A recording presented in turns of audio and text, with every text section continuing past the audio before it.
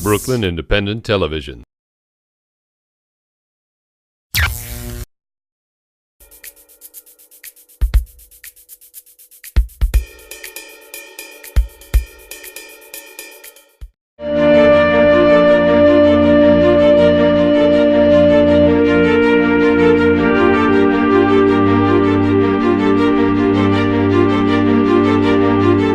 Hi, I'm Brian Vines.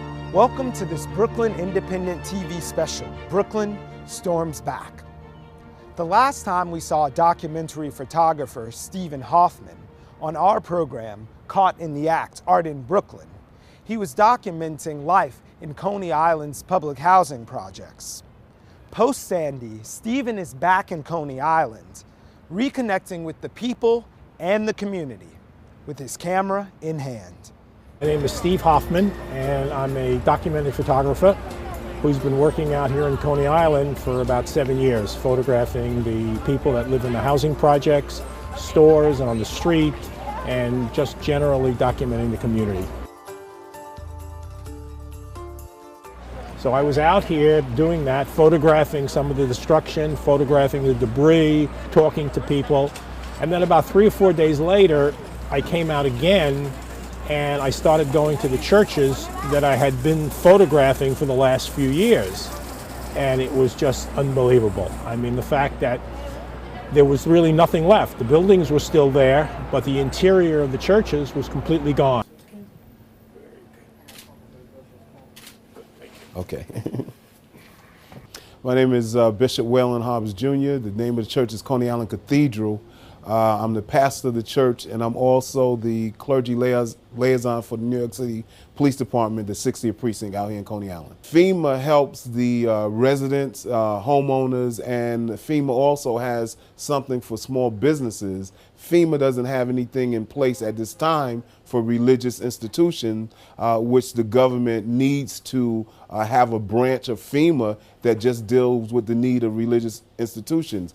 And well, as you can see up front, you know, I don't know if you can see it from here. The back, this back wall, which used to be our stage area or pulpit area, just above the blue where it's the white paint, you can see maybe 2 or 3 feet above that. It's a line of like a little dark line. That's how high the water was in our sanctuary. So we had to throw out all our pews. This is some of the pews.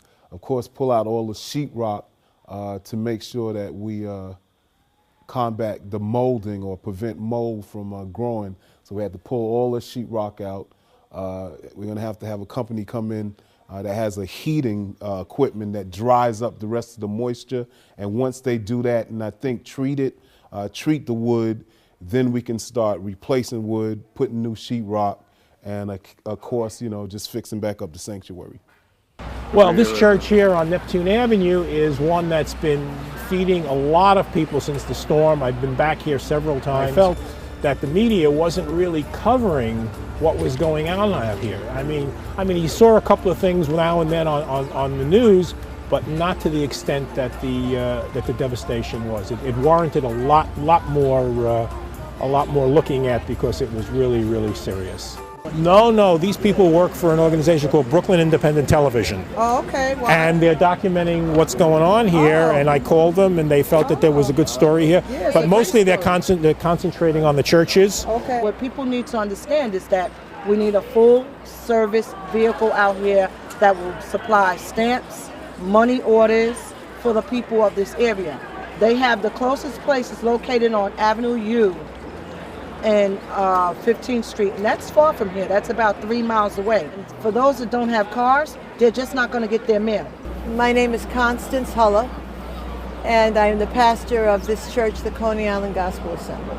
Today we are doing disaster relief in terms of giving out non-perishable foods, fresh vegetables, products for cleaning, for blankets, water, clothing, and then hot meals are being served by the Red Cross today outside our gate on the other side of the fence.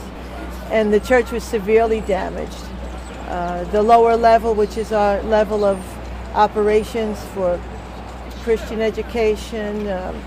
Many community groups use our lower level. Our offices are down there. Was totally destroyed and wiped out. So we're operating on generators. I'm just looking to document the people that live here, the conditions that are here, how people live. I photograph a lot in their apartments, a lot in their homes, again in their churches. It's a very, very uplifting thing to come to some of these churches on a Sunday morning and see the parishioners while they're praying, while they're singing, while they're dancing. It's just a tremendous, tremendous thing. And so I'm just documenting that. Right. Watch it why it's there. It's amazing, eh? And it even smells better. My name is Anthony Williamson, and I represent the Construction and General Building Laborers, Local 79. When we heard about the impact of Hurricane Sandy in this community, we decided to come into these communities and give something back. We also have been involved with other churches, not only this church. As tomorrow I plan to help the United Community Baptist Church to help them cleaning and bringing this, the church into the state of readiness also.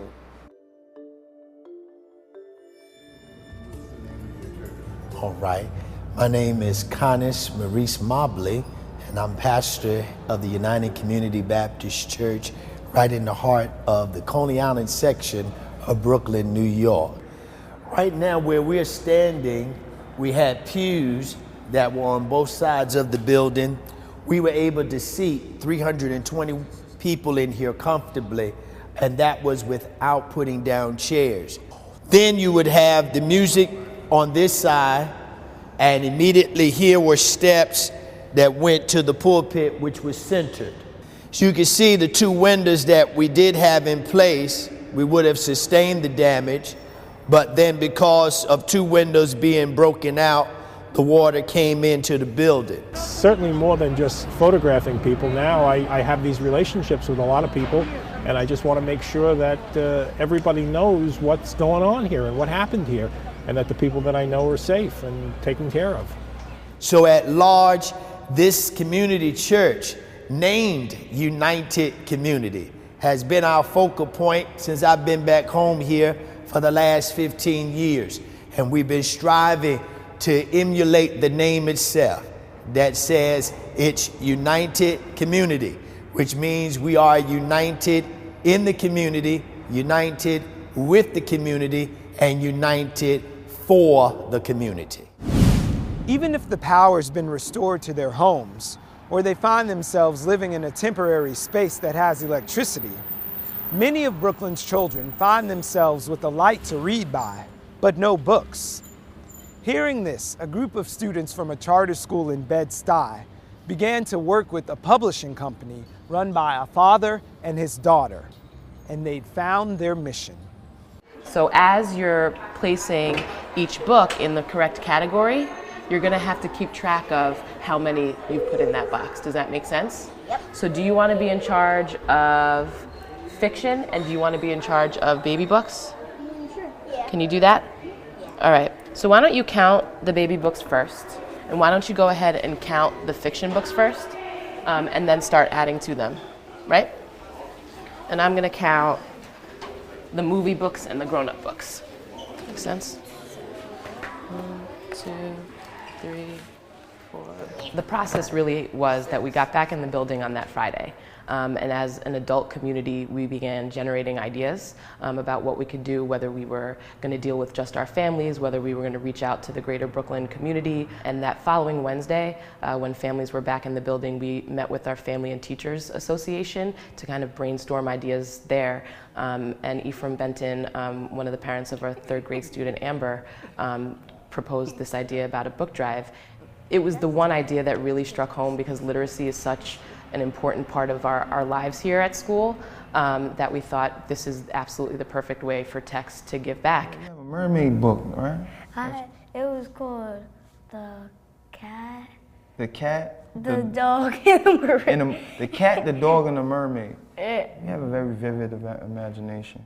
Some kids are sitting around in the emergency shelters with nothing to do, no source of entertainment. But reading is key. This is a way to keep their minds off, the current devastation, and also, keep their minds stimulated at the same time. 84. So right now we started with students bringing in at least one book to tap into their home library and bring it into school to donate. And we asked faculty and staff to bring 5 books. And people have brought many more than that. And many student volunteers are very busy sorting through the books. So we have a couple hundred now, and it's growing each day. Ooh, what about this? This is tricky, because it's a dictionary, but it's like a children's book. So put it in nonfiction. Yeah, because We've established our drop-off center here at the school, and we've also established a couple of drop-off centers across the community. And once we've gathered and sorted and counted, our plan is to get them into whether it's schools or FEMA centers, anywhere that's a hub for children who've been displaced. And Angelia wrote, "I hope you love your books." Can you read Oliver's? These are so special. have fun with books, Escape. escape bad times with them. During ethics class, we've spoken about why a book drive, and the kids came up with this remarkable idea to make personalized bookmarks with uplifting and encouraging messages for all the people who are receiving the books. So that was kind of the part that they played in it. Everybody wanted to do something for, Sandy. They were, hurting, and they saw how bad it was, the devastation, but they didn't know exactly what to do. So, sometimes we just need people to step up with ideas and then, and be the glue, and everything comes together. And that's what, I was able to be and accomplish for everybody and bring everybody together as a collective and, get these books going. See who this is from? Anais. She's in 3rd grade. Look, I love you, Mommy. It looked like a gift to her mom. And now it's a gift for somebody who is impacted by Sandy. Now look at this. Will we put it under fiction? Yeah. Yeah. We have a few hundred books already, it looks like. And the kids are just excited about bringing more and more. They have been running into the office in the mornings, just beaming. They're so excited to be generous. They're so excited to be giving back. They even ask questions like, Miss Osei, what neighborhood are these books gonna wind up in, to make sure that we are sending them to the most highly impacted areas. And I feel like that speaks to the fact that since kindergarten, they've been thinking about what it means to be a member of a community, thinking about service, thinking about generosity, and it's really exciting. Are you gonna come with us when we come to drop them off? Okay. I think you should. Yeah, you're gonna come with me to Far Rockaway. And we're gonna bring them to schools and shelters, right? Far Rockaway. Mm-hmm. One of the hardest hit Brooklyn neighborhoods is Gerritsen Beach, where city officials say they plan to demolish a number of badly damaged homes. For those structures that did survive Sandy, their owners can look forward to help from a nonprofit called Gerritsen Beach Cares. They've just received a grant from the Brooklyn Recovery Fund, and you can be sure that a portion of that money will be used to combat mold and to hire electricians.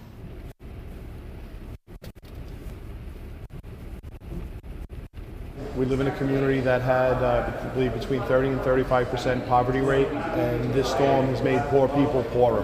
They lost all of their possessions that were restored in their basements, and even 5 foot high, off the ground in the basements. No one ever anticipated or expected the water to cover this entire community with anywhere between 2 and 4 foot of water. This is a map of Gerritsen Beach from an aerial view that we got from Google and blew it up. And this area here, to the right of me, is the Atlantic Ocean is on this side. The Rockaways are approximately maybe 2 miles away, that whole barrier. And the water came over, right over the island, right over Gerritsen Beach, and swamped everything. The water forced its way through the canal, through the creek, into the canal. I actually live right here. This is my home right here, that's my pool. The water came over the wall, over the canal wall, and it came down my block it was like the Delaware River in springtime. And all these homes on the edges, a lot of them were almost completely submerged. I had 8 feet of water in my basement. But a lot of these homes, these smaller homes and bungalows, the water could have been up to the ceiling. All the homes in this area they had was sewer backup. Even when the water was coming in, the sewers first backed up into every house, and then you would also had groundwater coming in through the cracks in the foundations, and then eventually everything was filled in with the seawater that just basically blanketed the community. The first couple of days after the storm, we realized we have an issue, and we weren't really getting help at that time. So everybody that was coming to us, Mike and myself, they would ask, what do you need? Mike would say, we need cleaning supplies, we need food, we need blankets, we need clothing. I said, we need money to get these get these people some kind of help with power and heat and electric. And so everybody I asked said, we're going to try and get you as much as we can. And our borough president, Marty Markowitz, stepped up. He called me personally and said, what do you need?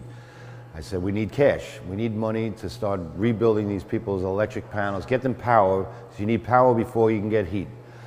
Power can give you a heater or a boiler. So he said, what's the problem? I said, well, we have to go through these grant programs. And he said, you stop right there. We're going to give you the money, and we're going to have it direct deposited into your account tomorrow. And he did just that. Through the Brooklyn Community Foundation, Mike Burke and Marilyn Gilbert, they came and met with me and asked me the same thing, how much do you need? And they came up with a number of $85,000. So now we went through the first $25,000. We have about 30-something homes that we went out, and we're installing panels or electric panels. They changed it and gave us the 20 amps in each thing, so. Yeah. So our process here is for the elderly and the handicapped and single moms with children, to give them power. So we installed a new panel that went underwater. Our electricians are licensed electricians, and they test all the circuitry that was affected by the water and turn on things that are good and leave the affected circuits, if they don't fix them, off the circuit panel completely, so that there's no chance of anybody turning it on and starting a fire. So we put in a new ground, we put a new ground rod, all by building code standards, and that is our process. When can we have it here? If you say get them, then I'll let him know this afternoon. I'll say, John, put an order in for me. My volunteer crew here is doing an awesome job, and now I'm putting the numbers together today for the Brooklyn Foundation to show them where the money is going and who's getting it. Yeah, I'm not supposed to do that,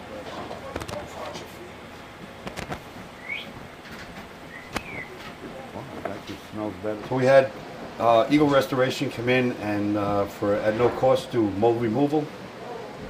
We were overrun with molds in the crawl space that we have downstairs, and some of the all the walls. like everybody else down here, right? We had to start. I can't even believe that this is happening to me, that these wonderful people came here and that they're helping us and doing all this at no cost, because FEMA only gives you so much money, and then you have to look for the rest of the money to put your house back together. So this is what my house looks like.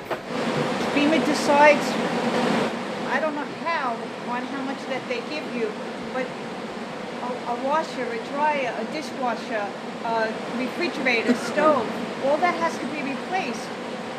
Plus putting your walls back up and your floors back up. How do they put such a low price on everything that you worked so hard to build on your own throughout years, that they just say, oh, I'll give you 5,000, 10,000, whatever? It's just not right. We didn't have flood insurance, so we got screwed big time with that. But we weren't commanded to have flood insurance, because supposedly we weren't in a flood zone. Now we're in a flood zone. So it's just, this isn't the worst house down here. There are people who've been hit hard that still don't have heat, that still don't have electric. We're going to be getting our heat back this week sometime, hopefully tomorrow. Typically what the process is we'll have volunteers come in, they'll help the homeowner remove any damaged items or water-soaked items. It's their life, so we don't like to call it debris because it's people's lives. But it's degrading. Well, and then we'll move out any affected materials, rugs, we'll cut the sheetrock 1 foot above the water line. We recommend the Eagle Restoration to the people that we're helping on a volunteer basis. We recommend them because they have a great price for mold removal, and they're doing the right job. They dry out the wood, they spray the fungal, microfungal, and they'll do the crawl space underneath and put a vapor barrier in to stop any mold from continuing to grow. Stay healthy, right? Because we need you guys. Yeah. This is at one of our volunteers for Gerritsen Beach Cares and also one of our board members. But all these docks, he's already fixed them, but all these docks were all tangled mess. You can see he's had a nice brand new kitchen. Oh, brand new.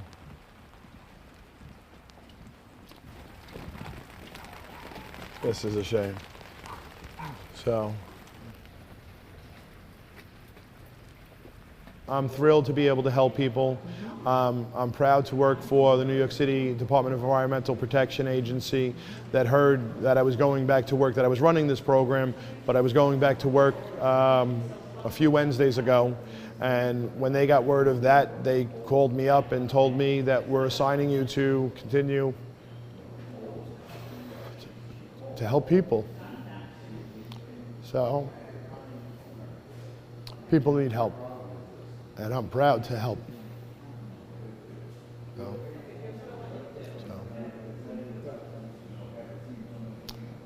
And it's going to take a while, but we're surrounded by people that are angels. How you guys making out? The poor guy can't even breathe, he's choking. Added Value is the name of a 2.5-acre farm in the city. But efforts there to transform a food desert in Red Hook into a healthful oasis were drowned by Hurricane Sandy. Deterred but not defeated, the people at Added Value are prepping for the winter and looking forward to next year's crop of eggplant, kale, and arugula. This empty lot in Red Hook is one of the largest community farms in Brooklyn. It is called Added Value. And today, Ian Marvey, who opened the place more than 10 years ago, is showing me how to shovel the layers of compost. This is what he calls putting the farm to sleep for winter. We're turning a compost pile. This is material that is going to feed the farm next season. But it was a sleepless fall for the owner, staff, and dozens of volunteers as they work day and night here after the storm. Sandra Davis lives up the block from the farm. Before Sandy hit New York, she had been learning gardening at the Added Value, but had to learn a harder lesson, how to save both her home.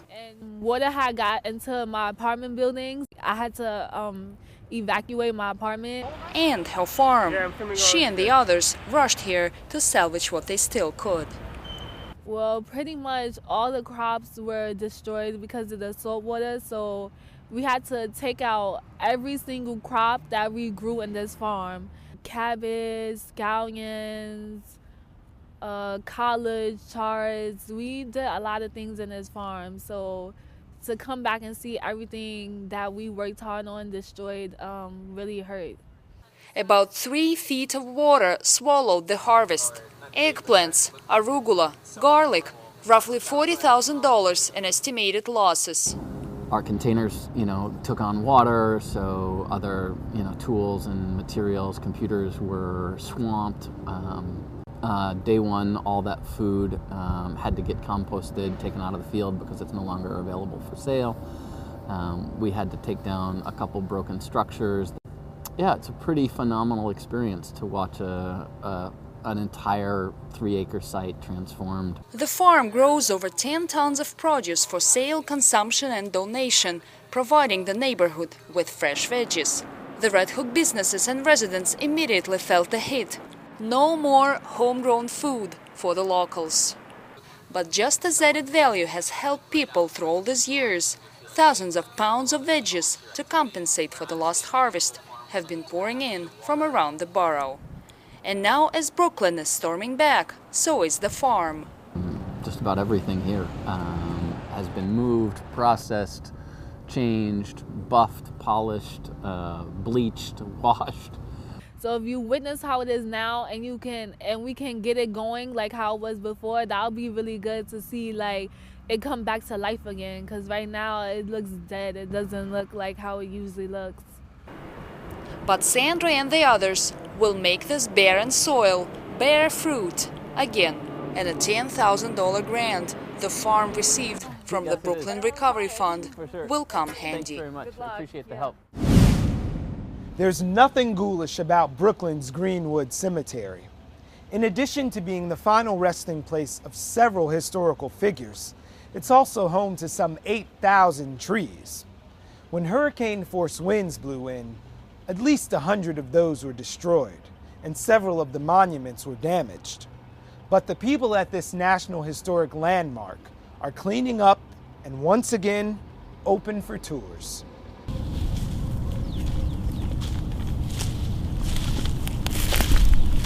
Up there.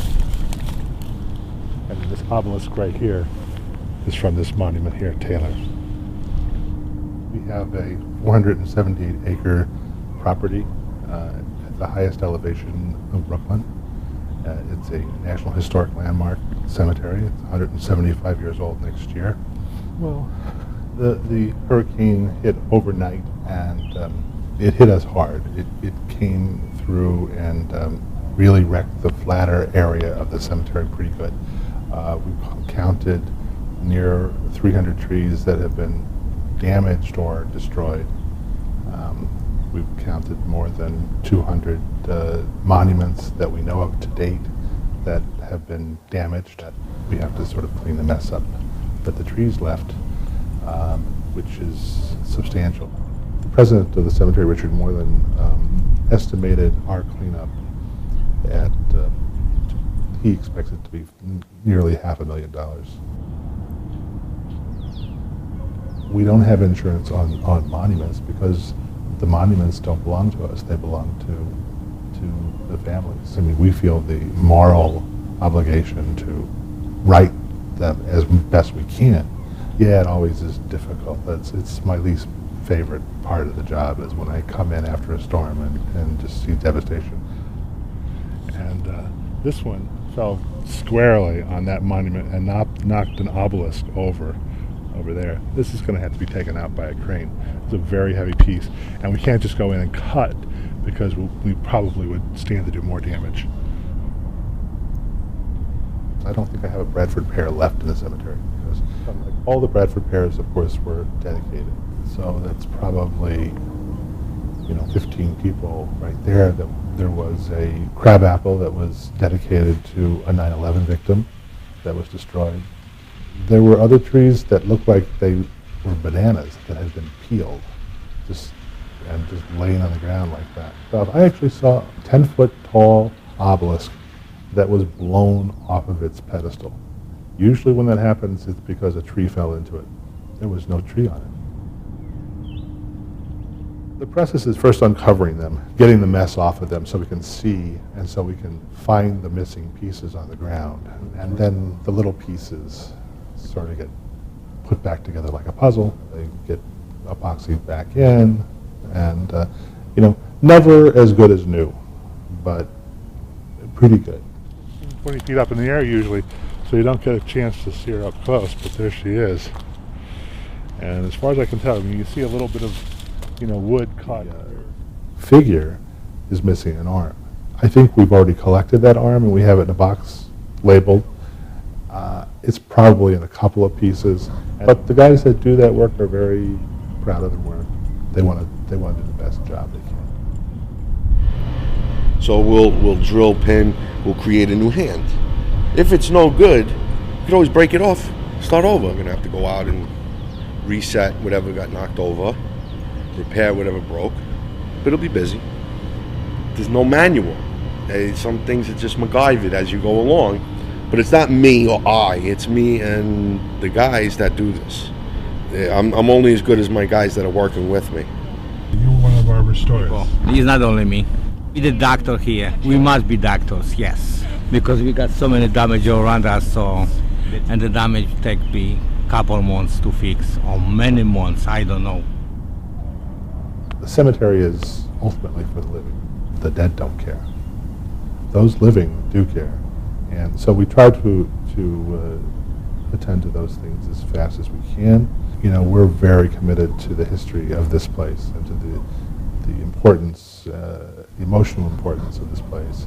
I still get calls daily, you know, like, well, the storm was a month ago, and I was in the cemetery, and you still haven't cleaned up my grave. I know the cemetery is 478 acres, but to a lot owner, it's 3 foot by 9 foot. It's just them. But most people understand why they're here, because how great a space it is, and how beautiful this space is, and how historic it is. There's a reason they've chosen this place. We're awash in history, and we're awash in nature, and it really is that combination that is just sort of spine-tingling some days, you know, when you go through and the light is right and the atmosphere is right, you know, and it's just like, ah, this place, it's amazing. I really have grown affectionate towards it, and I care about it, and I hope that the work that we do shows that.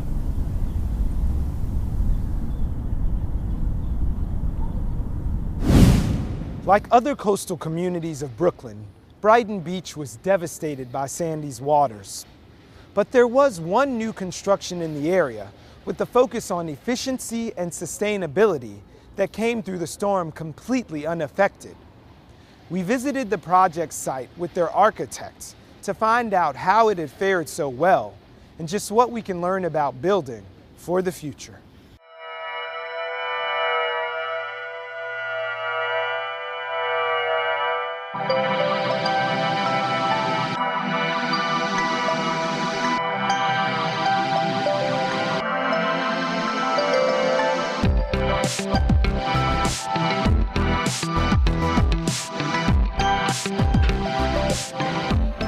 We're standing on the roof of our office's first green building design. We are developing this project as an example for the community to see what technologies are available and help foster the growth of the green industry. I've been involved in the architectural profession for 25 years. During that period of time, however, the quality of construction was not up to what I felt was the standards that I believed in. So I decided that as an example to others, I would construct a building myself to show how a building should be produced today.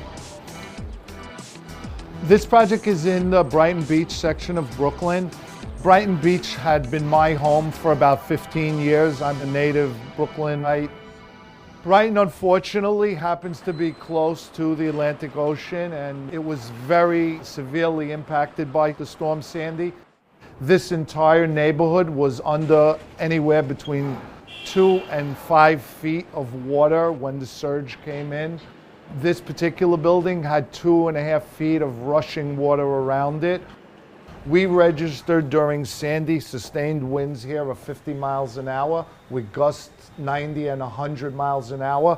We actually had no water infiltration at any one of the windows and doors in this building. And I think that people going now back to repairing and rebuilding after the storm really need to understand that they can't go back to putting things in the old way. They need to put them in a way that will mitigate damages in the future and actually prevent damages. The 100-year flood elevation was about 3 or 4 inches above the natural grade. Our obligation to comply with that was to bring the building up 4 inches above the grade. We chose to raise the building up an additional 2 feet above that level because we felt that over the coming next 20 or 30 years, with global warming and rising of the ocean, that 100-year flood wouldn't be a realistic height. And obviously, unfortunately, to our correct assumptions, it wasn't. And if you see on the building here, there's a water line of where Storm Sandy came up to on this building, which is about 4.5, 5 inches below the level of the new first floor that we established. We were actually the only property in about a 25-block radius that was unaffected by the storm. And I believe that has a direct result of the elevation increase that we did, as well as technologies we did to make this building air and watertight. After Sandy, it made clear certain obvious things that people have been avoiding. This building being here and setting that kind of example says how a building should be built beyond the whole concept of high efficiency. The fact of the matter is that within the next 2 years, tradespeople are going to have to know the ropes. This is how the buildings are being built. I believe the storm was a wake-up call for a lot of people, the city especially. There's been a lot of discussion about the vulnerability of New York to global warming, and a lot of the architectural community has spent the last 20 years trying to get that message out. And I think Sandy basically, if it's anything good that came out of it, will be that it accelerated this discussion by probably at least 5 to 10 years. The enhancement of the environment is not only a reduction, but also a regeneration. A mature praying mantis of about 8 or 9 inches in length decided, for some reason, make this place his home. He stayed around for a good few months, and we're hoping that kind of interaction with nature continues.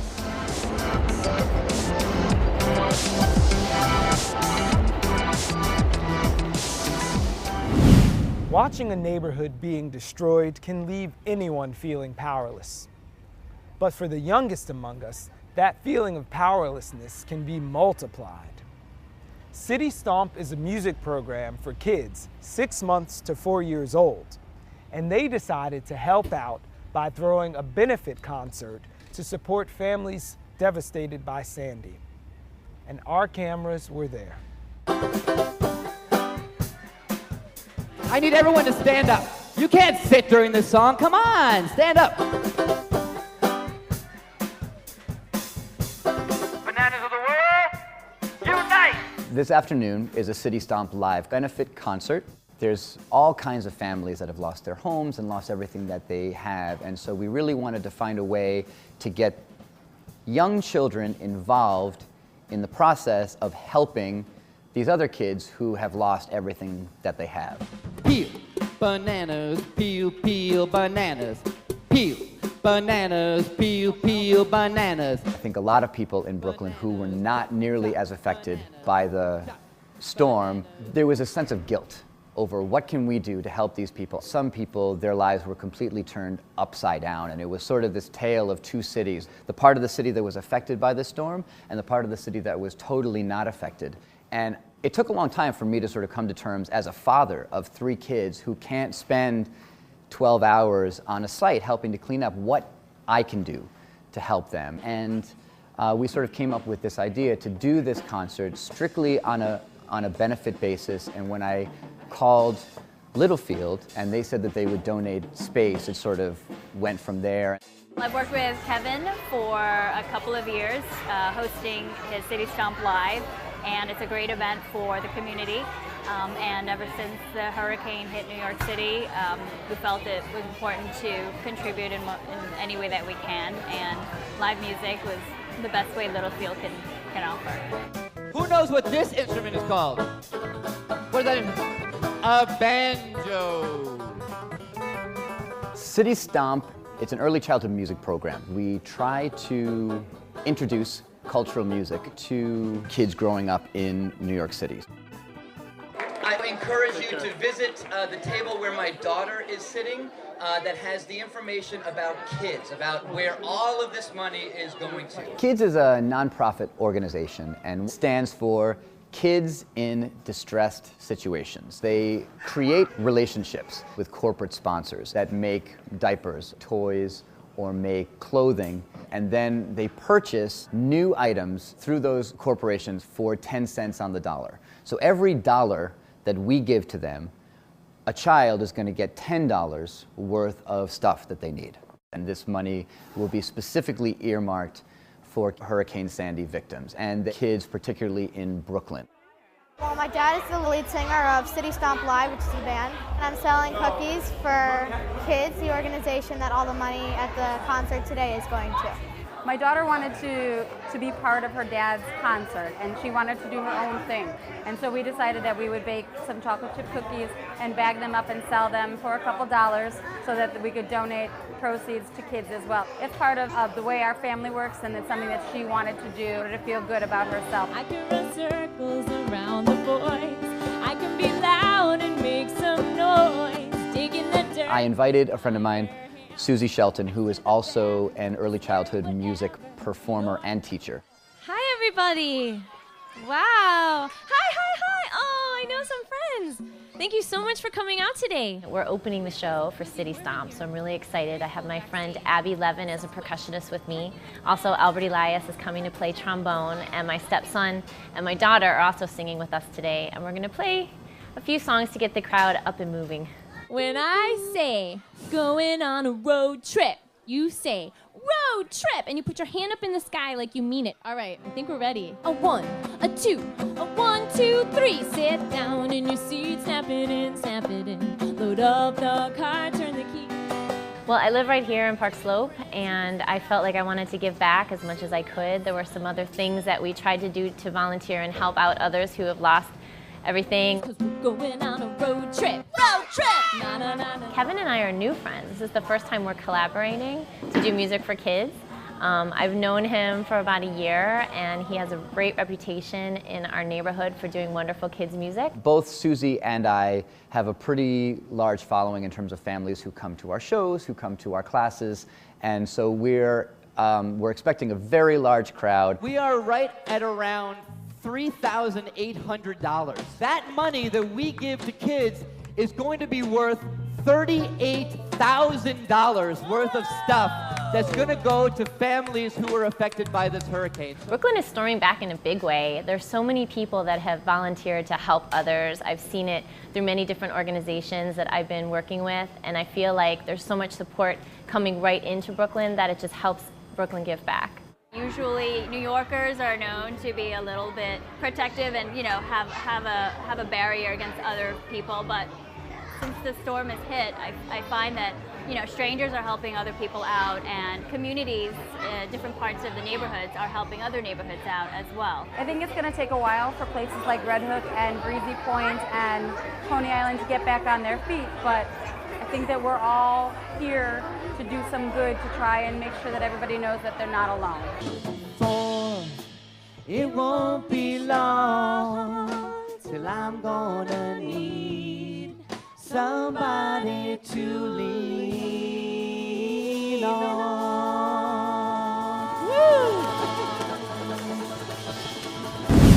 Most Red Hook businesses really took a hit. Up and down Van Brunt Street and on other neighboring blocks, Hurricane Sandy had a scattershot effect, completely devastating some businesses, while others never had to close. Organizations like Restore Red Hook are making it their business to help businesses get back on their feet, and encouraging shoppers and diners to come down and support the neighborhood.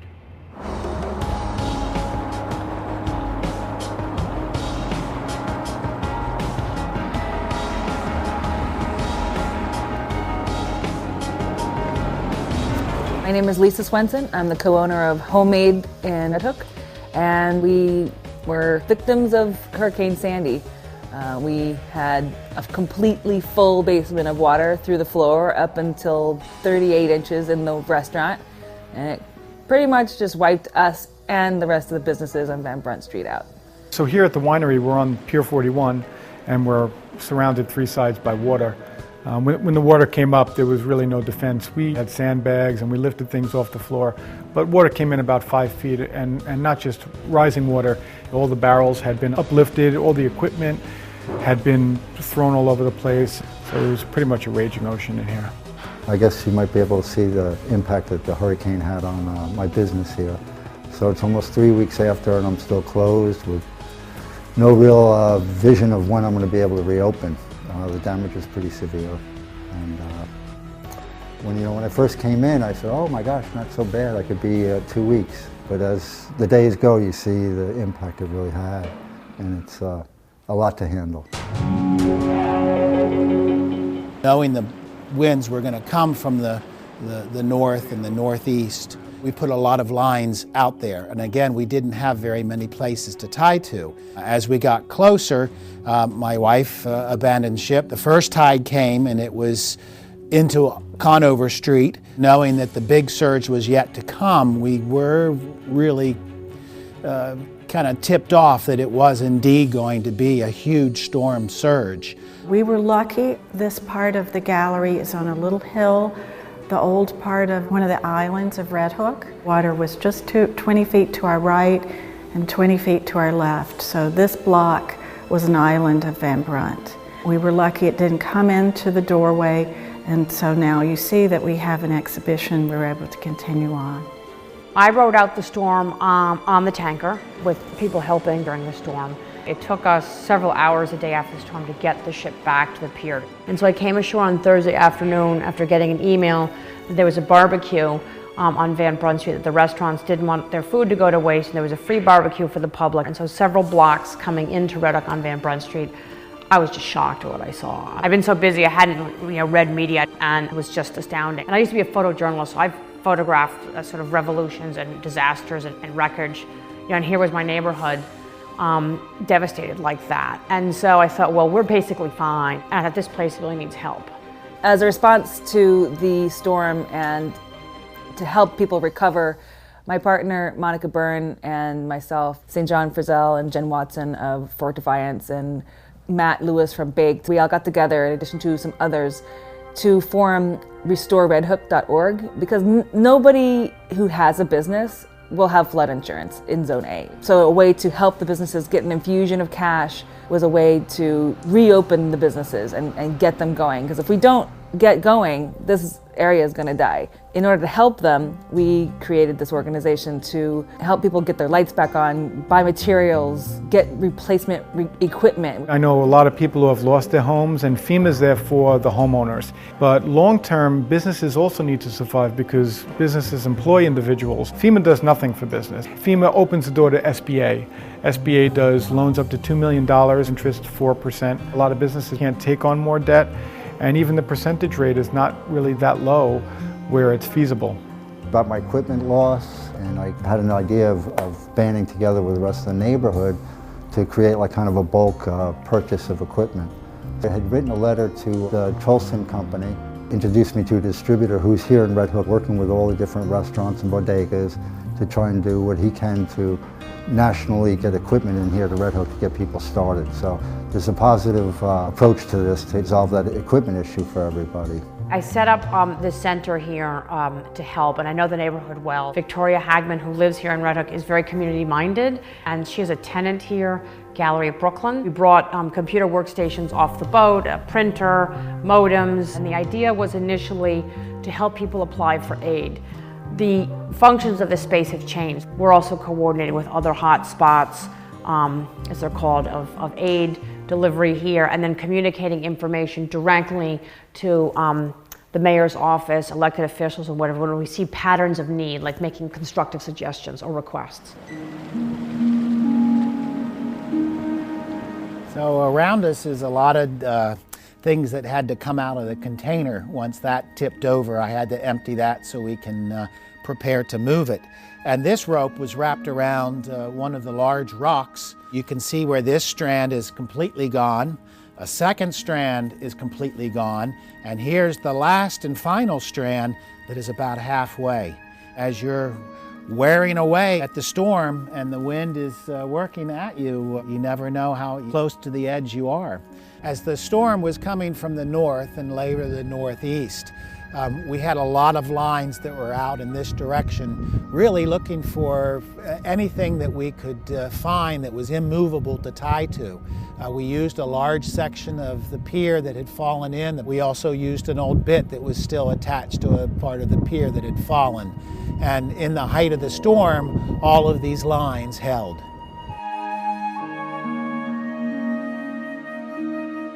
So unfortunately, this is indicative of what we were left with. This is a combination of what would have been wine and salt water. So we've slowly but surely been disposing of this and just assessing what comes next. One of our major challenges is now, having just gone through harvest, we have all the bills from harvest. We're going to be putting all those grapes in the dumpster, and we're faced with these difficult decisions. We have farmers that we support them and their families. So if we don't pay them, it really impacts many other people and businesses aside from just our own.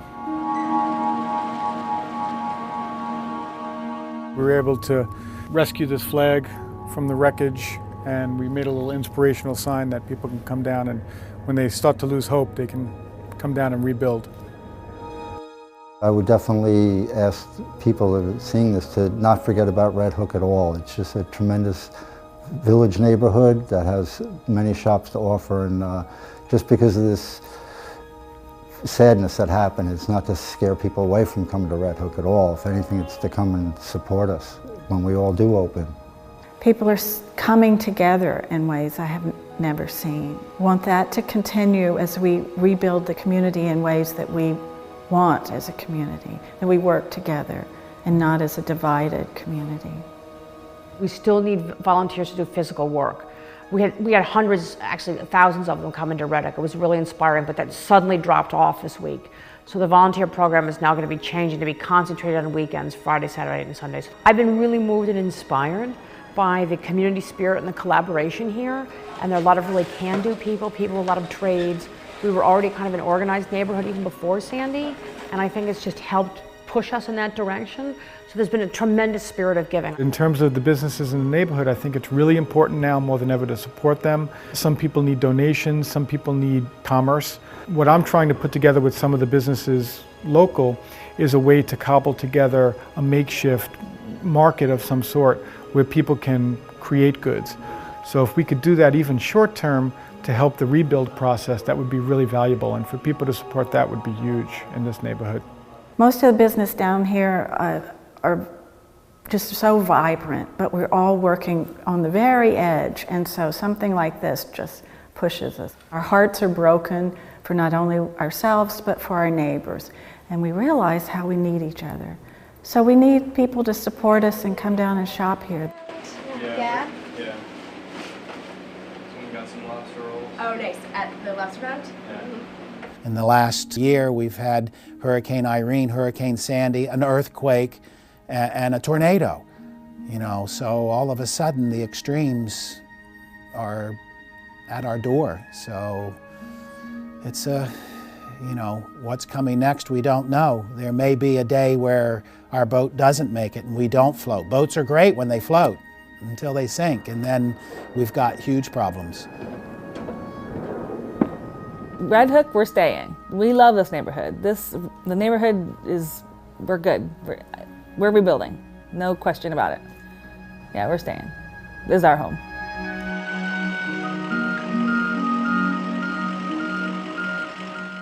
The mention of a bookmobile may conjure up images of a bygone era. But since the hurricane hit, the Brooklyn Public Library's Books on Wheels program has been anything but nostalgic. Going to devastated areas and giving families the opportunity to reconnect over a good read. I can fire it up, hang on a second.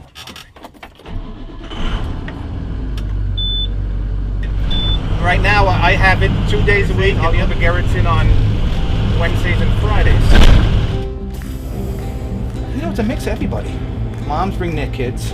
Sometimes you get the old folks bringing their books in. Not so much teenagers. When they find out no computers and no videos, goodbye. I think they appreciate it, especially the people that are returning books. And I know the librarians and the clerks that are waiving the fines, which is only right. Here we go, it's Sunita. Hey, Sunita, what do you say? Hey, Peter, what's happening? Nothing. She's a librarian here at this branch. This is my 23rd year. Over here, I'm here 12 years. Even the big glass door in the lobby, that's broken. So you can imagine this is the door. The power and strength, of the waves, So There's a little boy. He told me that, 2 of his books were swimming, and 1 book he was able to survive. When we opened the book, it was still wet, and his mother tells me he was so worried that it's a library book, and he wanted to come and return it. When they see the bookmobile, they're all rushing in. Most of them lost their library cards, and me and Peter have been giving them the library cards. Not much to check out, but they're getting a lot of freebies from here.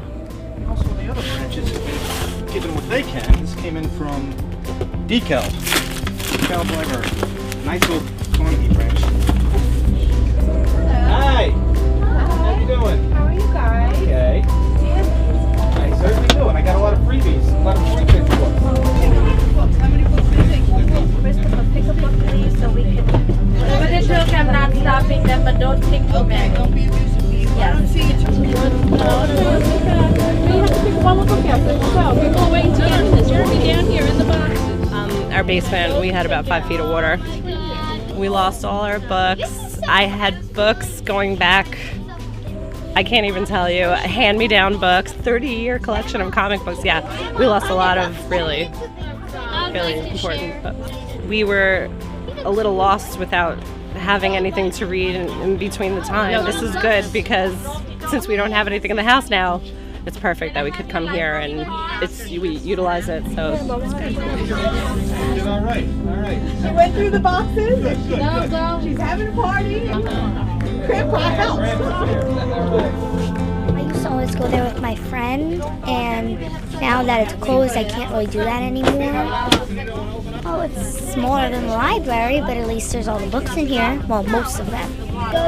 I'm excited now that I at least have some place to hang out and read books. It's pretty cool. Ever since we lost most of our money, I guess we can get some free books we could read to enjoy ourselves while this happens.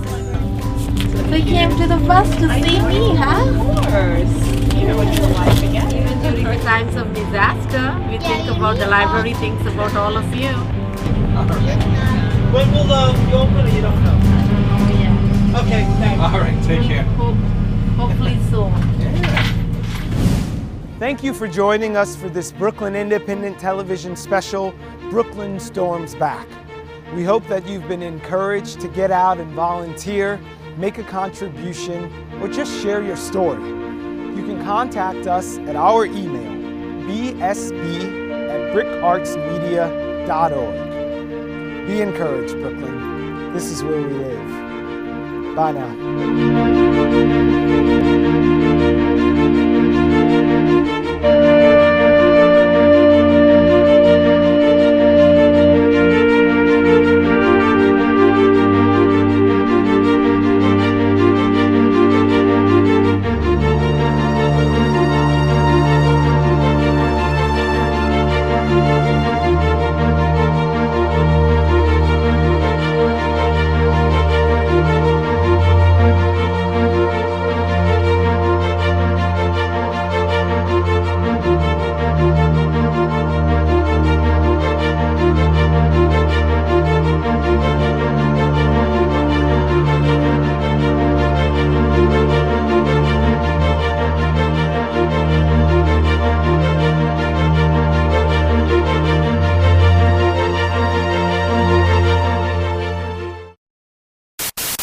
Watch this and other Brooklyn Independent Television episodes online at bricartsmedia.org/BIT.